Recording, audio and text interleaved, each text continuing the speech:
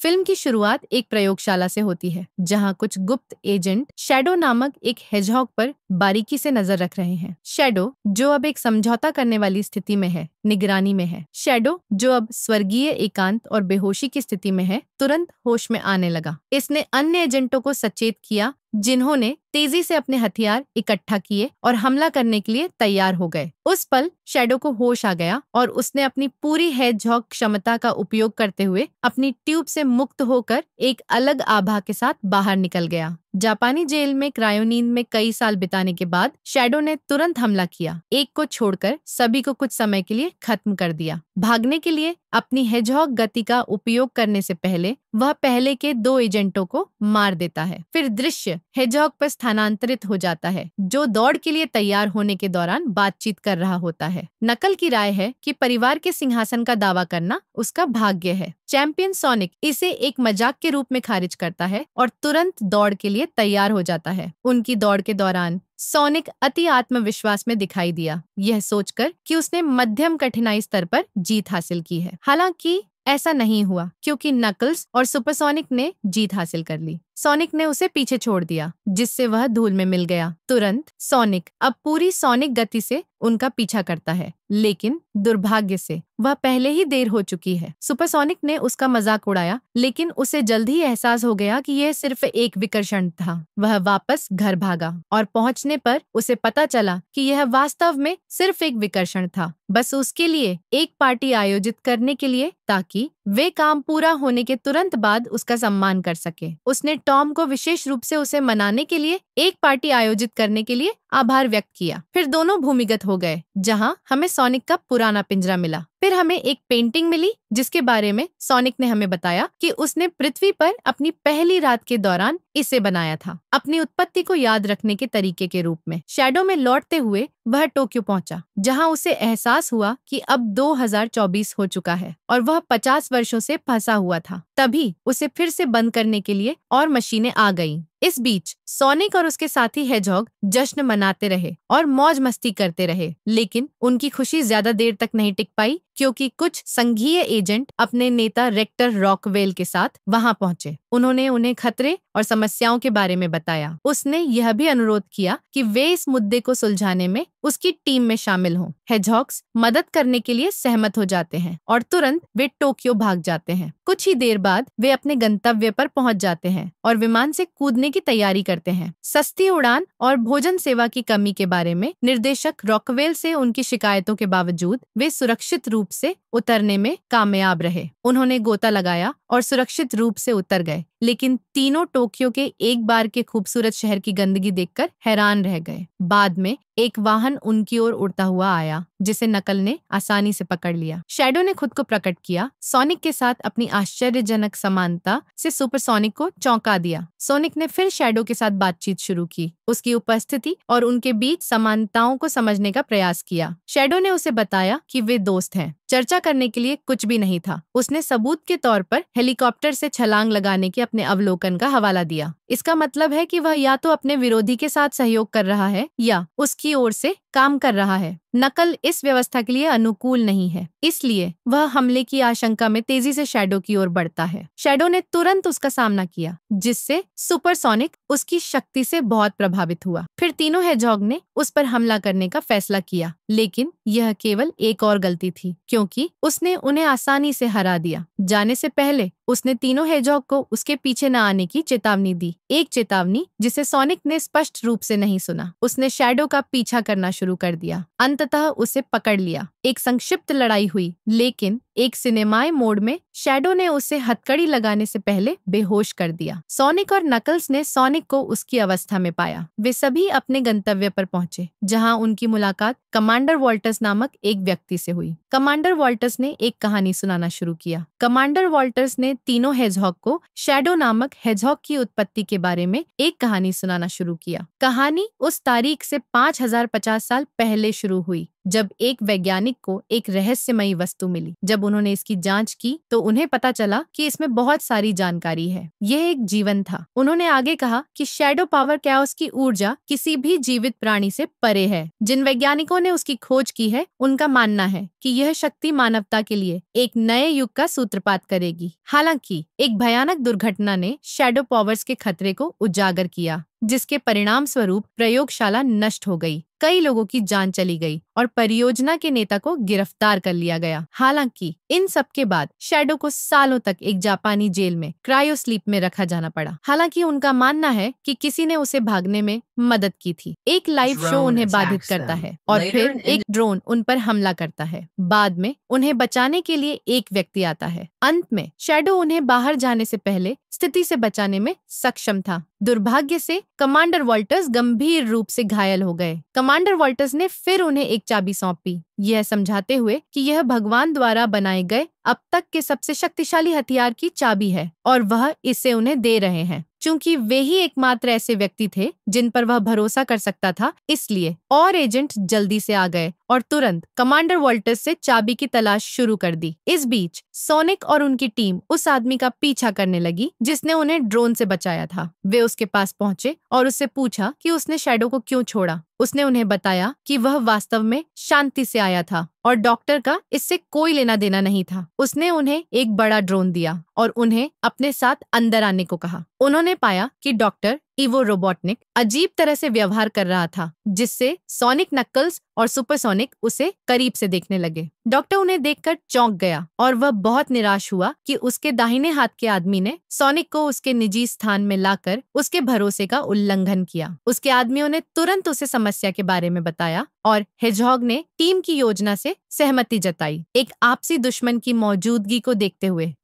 इवो रोबोटनिक ने खुद को और अधिक प्रस्तुत करने योग्य दिखने के लिए तैयार करना शुरू कर दिया। इस बीच शैडो अपनी प्रयोगशाला में वापस चला गया। हेजहॉग और इवो रोबोटनिक अपने रास्ते पर थे। हेजहॉग एक कमरे में था जहां उसने एक स्केट शू देखा, जिससे फ्लैशबैक शुरू हो गया। हमने प्रोफेसर की पोती को प्रयोगशाला में प्रवेश करते देखा। वह शैडो के पास गई जो एक ट्यूब में था और उस पर लिखना और चित्र बनाना शुरू कर दिया। उस पल से दोनों घनिष्ठ मित्र बन गए। वे नृत्य सहित चंचल गतिविधियों में संलग्न होते हैं और अक्सर अपने आसपास अराजकता पैदा करते हैं। दोनों एक साथ एक शक्तिशाली बंधन साझा करते हुए बड़े हुए। रात में शैडो ने बताया कि उसे अपने घर के बारे में कुछ भी नहीं पता है। उसने वैज्ञानिक के नजरिए के बारे में अपनी भावनाएं व्यक्त की। तभी प्रोफेसर आया और शैडो को आश्वस्त किया कि वह हमेशा से एक वैज्ञानिक रहा है। उसे हमेशा से पता था कि वह घर वापस आएगा। अब उन्हें लोगों से पैसे वसूलने होंगे। इस बीच डॉक्टर और अन्य लोग एक सुनसान जगह पर पहुंचे, जो कि वह प्रयोगशाला थी जहां शैडो को पहले रखा गया था। चूंकि इमारत बहुत बड़ी थी, इसलिए डॉक्टर ने जोर दिया कि वे खोज को तेज करने के लिए अलग हो जाए। पास में डॉक्टर के सहयोगियों ने सुपरसोनिक से पूछा कि उनका टीम लीडर कौन है। दुर्भाग्य से अंधेरे में शैडो आ गया और दोनों को पकड़ लिया। सोनिक और इवो के पास वापस वे दोनों अपनी खोज जारी रखते हैं। तभी सोनिक को शैडो और प्रोफेसर की पोती की एक छवि मिली। सोनिक आगे बढ़ा और उसने वह ट्यूब खोजी जिसमें शैडो को रखा गया होगा। दोनों को शायद अंदर बंद कर दिया गया था, लेकिन तभी शैडो उस पर हमला करने के लिए आ गया। इवो को जल्द ही एक ऐसे व्यक्ति से मिलने का मौका मिलता है जो दिखने में उनसे काफी मिलता जुलता है और खुद को इवो का दादा बताता है। जब उन्होंने अपनी चर्चा पूरी की तो डॉक्टर इस रहस्य से हैरान होकर इवो को शैडो से मिलने ले गए। बाकी हेजहॉग्स ने सोनिक से वह चाबी मांगी जो कमांडर वॉल्टर्स ने उसे पहले दी थी, लेकिन उसने उसे अपने साथ लाने से इनकार कर दिया। शैडो सीधे अपनी जेब में गया, लेकिन उसे वह नहीं मिली। शैडो ने उन सभी को नष्ट करने की कसम खाई क्योंकि चाबी में किसी भी स्थान या वस्तु से सटीक हमला करने की शक्ति है। सोनिक ने शैडो से योजना के साथ आगे न बढ़ने की विनती की, लेकिन उसने सोनिक को बताया कि उसने 50 साल तक उनके साथ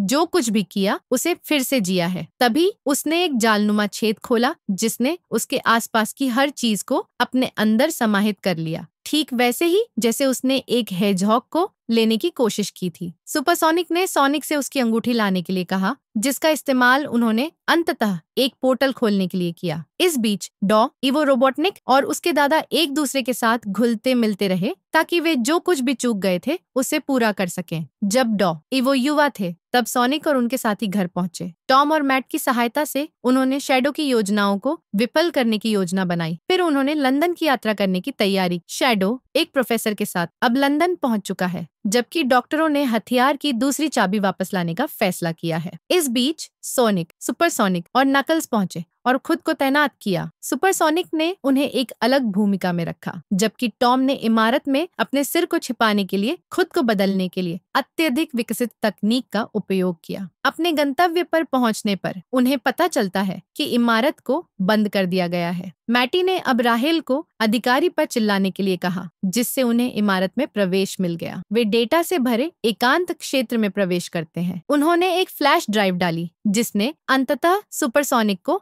एक्सेस प्रदान किया। दुर्भाग्य से उन्हें एक और यूएसबी ड्राइव मिली, जो यह दर्शाता है कि डॉक्टर और उसका गुंडा उसी इमारत में स्थित थे। सुपरसोनिक ने जल्दी से अपने वाहन का पता लगाया और उसे नीचे भेजने के लिए पास के एक बड़े जलमार्ग का उपयोग किया। सोनिक डॉक्टर और प्रोफेसर को रोकने के लिए पहुंची, लेकिन दुर्भाग्य से वे सभी फंस गए। इसके बाद पहले से मौजूद संघीय एजेंट वहां पहुंची और उन्हें बताया कि वह दूसरी चाबी चुराने की उनकी योजना से अवगत थी। नकल्स ने गोलीबारी शुरू करने से ठीक पहले घटनास्थल पर पहुंची। नकल्स ने सोनिक को जाल से छुड़ाने की कोशिश की, लेकिन दुर्भाग्य से उसने गलत बटन दबा दिया। अधिकारी रॉक ने दूसरी चाबी प्राप्त करने का प्रयास किया, लेकिन अंततः असफल रहा। जैसे ही डॉक्टर और अधिकारी ने चाबी प्राप्त करने का प्रयास किया, सोनिक ने देखा कि कंक्रीट का एक विशाल स्लैब टॉम और मैटी पर गिरने वाला था। सोनिक उन्हें बचाने के लिए खुद को मुक्त करने के लिए अपनी शक्ति का उपयोग करता है। इससे अंततः सभी को मुक्ति मिली। अधिकारी ने चाबी ले ली,